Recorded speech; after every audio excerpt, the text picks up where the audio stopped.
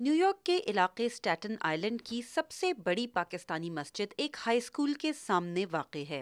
مسجد النور کے امام غلام رسول نہ صرف مقامی پاکستانی تنظیموں میں فعال ہیں بلکہ مسلم کونسل آف امریکہ کے نائب صدر بھی ہیں۔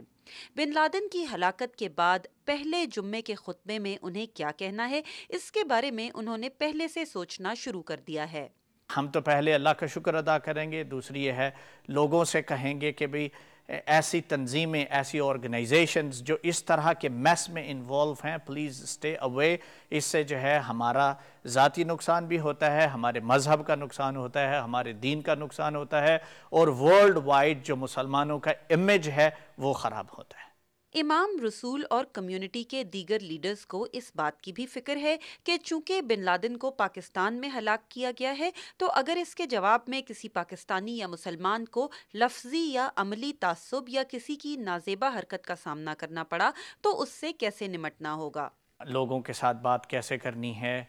پاکستان کے حوالے سے جو نیگیٹو امیج ابھر رہا ہے اس کو پریس، میڈیا،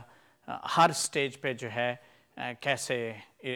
اس کو سولو کرنا ہے۔ یقیناً ہم اپنے لوگوں کو تو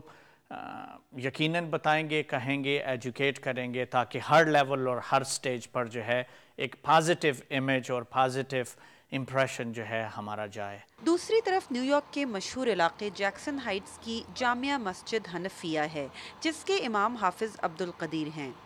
امام عبدالقدیر کا کہنا ہے کہ اگرچہ بن لادن کی ہلاکت ایک بہت اہم بین الاقوامی واقعہ ہے لیکن وہ کوشش کریں گے کہ اس کا ذکر نہ کریں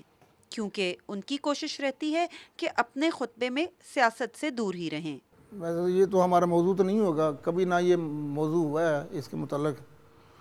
تو ہم تو صرف دین کا اور اللہ کے نبی کی باتیں ہیں وہی کرتے ہیں جو قرآن اور حدیث کی ہیں، اور ہم اس کے علاوہ نہیں کرتے۔